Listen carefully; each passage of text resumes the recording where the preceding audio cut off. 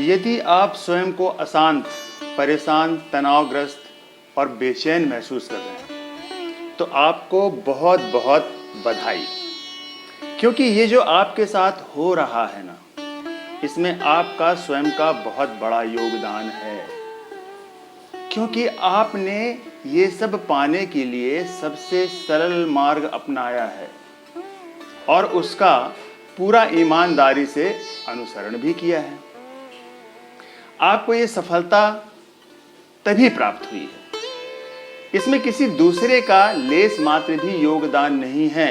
ये बात आप अपने दिलो दिमाग से निकाल दीजिए। दूसरे के दोष एवं कमियों को ही देखते रहना और दूसरों की उन्नति से ईर्ष्या करना, बस इन दो मार्गों पर चलकर आप उपरोक्त सफलता हासिल कर सकते हैं और अपने जीवन को आसानी से नरक तुल्य बना सकते हैं। बड़ा सरल है।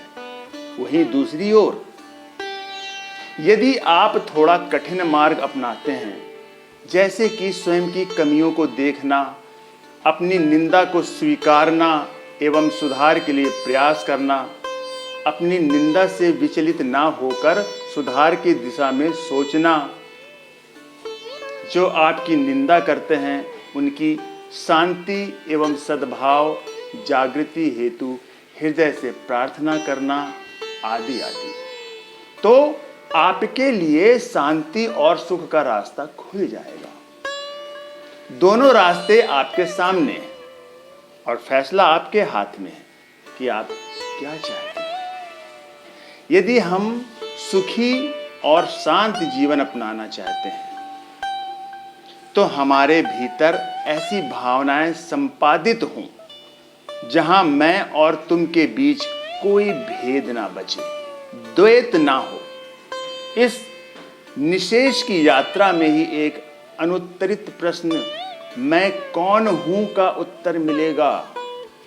जो तू है वही मैं हूं, जो मैं हूं वही तू है। यहां उस चेतना को स्वीकृति नहीं मिलती कि मन तो मंदिर में हो, लेकिन वह पूर्ण रूप से वहां ना होकर संसार में भटकता रहे। शांति की खोज में इंसान के द्वारा बनाए मंदिरों के घंटे बजा बजाकर अपने हाथों को लहूलुहान कर ले, फिर भी उसे मन की शांति ना मिले।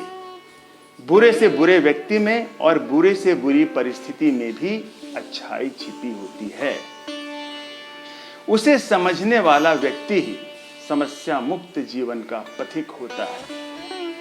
यहीं पर जीवन से जुड़ी समस्याओं और सवालों का समाधान सामने खड़ा दिखता है।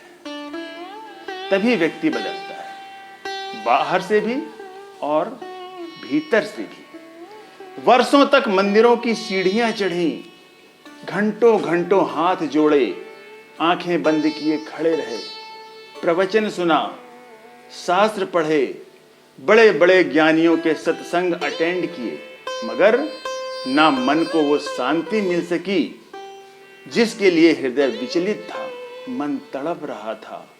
ओहो, और ना ही चिंतन और ना कर्म ही बदला। तो फिर ऐसी भ्रमपूर्ण और विकट परिस्थिति में समझ लेना चाहिए कि ये सारा पुरुषार्थ मात्र ढोंग था, आडंबर था, एक ढकोसला था। यह सबके बीच अथवा समाज के बीच स्वयं को श्रेष्ठ साबित करने का मात्र एक बहाना था।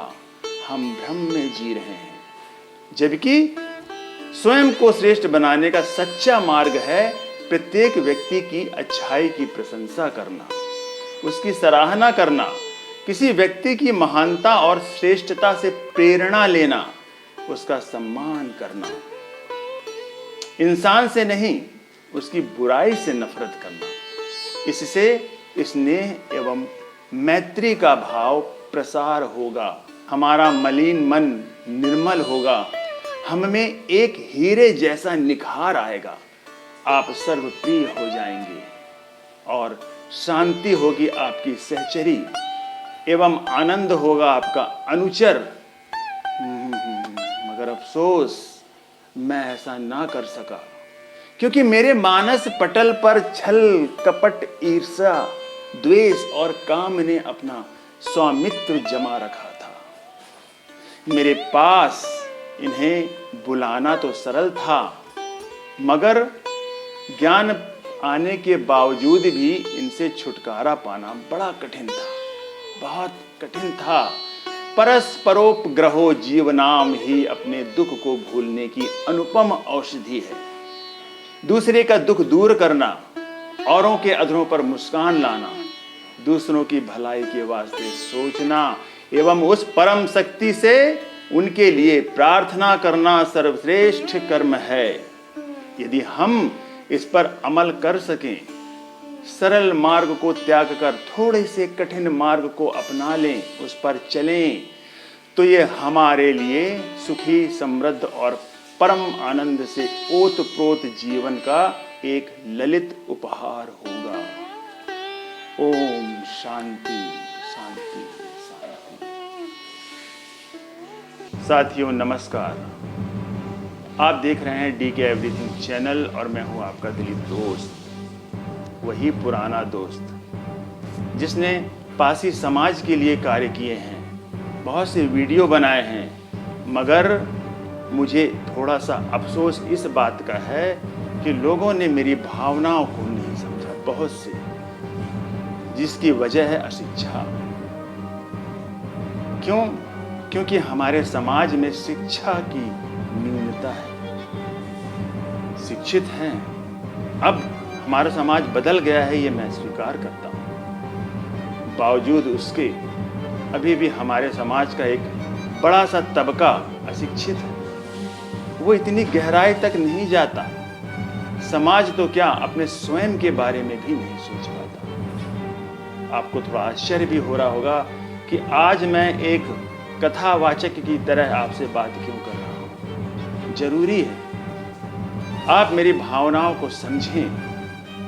यदि नहीं समझते हैं तो भी मुझे किसी प्रकार का दुख नहीं, मगर मैं अपना कार्य करता जाऊंगा, निरंतर करता जाऊंगा, क्योंकि इसमें हमारे पासी समाज की भलाई छिपी है, ऐसा मैं मानता हूं। दोस्तों, शिक्षा का प्रचार कीजिए, प्रसार कीजिए।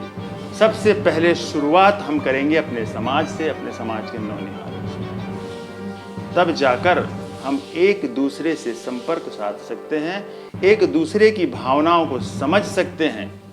यदि कुछ हमारे लिए कोई अच्छा कार्य करना चाहता है, हमारे समाज की उन्नति के लिए कुछ कार्य करना चाहता है, तो हम उसका साथ देंगे, क्योंकि साथ देना जरूरी है, दोष निकालना जरूरी है। इसलिए दोस्तों, एक दूसरे का साथ दीजिए। मैं आपसे यही आशा करूंगा कि आप इस वीडियो को गहराई तक जाकर के समझें और जो अशिक्षित वर्ग है उस तक शिक्षा का प्रचार प्रसार करें, उसे शिक्षा ग्रहण करने के लिए प्रेरित करें। खास करके जो नौनिहाल हैं, उन्हें तो स्कूल जाना अनिवार्य है, उच्च शिक्षा देना बहुत ही अनिवार्य है। मगर जो बड़े हैं, जो वयस्क हैं, जो बुजुर्ग हैं, उन्हें भी शिक्षित करना है, क्योंकि शिक्षा पाने की कोई आयु नहीं होती। जब हम शिक्षित होंगे, हमारा दिमाग उन्नत होगा, समृद्ध होगा, खुला होगा, तब हमारी बुद्धि अच्छी अच्छी चीजों को ग्राह्य करेगी।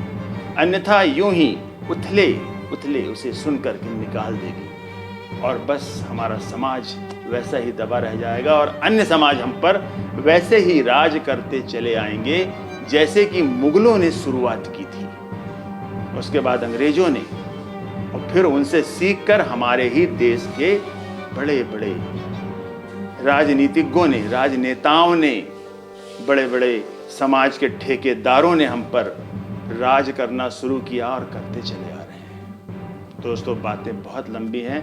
अब अगले वीडियो में मैं आपसे बात करूंगा। यदि आपने इस वीडियो को ज़्यादा से ज़्यादा देखा, समझा, मेरे चैनल को सब्सक्राइब किया, शेयर किया, वीडियो को लाइक किया, तो मैं समझूंगा कि आप मेरी बातों को, मेरी भावनाओं को समझ रहे हैं। मैं ये नहीं कहता, एक बहुत उन्नतिशील समाज है हमारा, जैसा हमारा देश है कि अभी विकसित नहीं, विकासशील है, ऐसे ही हमारा समाज विकासशील है। हम इसे निरंतर इस पर कार्य करते रहेंगे और एक दिन ऐसा आएगा कि जब हमारा समाज विकसित होगा। उसके लिए आपका सहयोग नितांत आवश्यक है। एक बड़ा समुदाय जो शिक्षित है वो मेरा साथ दे रहा है, मैं उनका आभारी हूँ, आभार व्यक्त करता हूँ। और वो मेरे चैनल से जुड़े हैं, उम्मीद है भविष्य में भी जुड़े रहेंगे।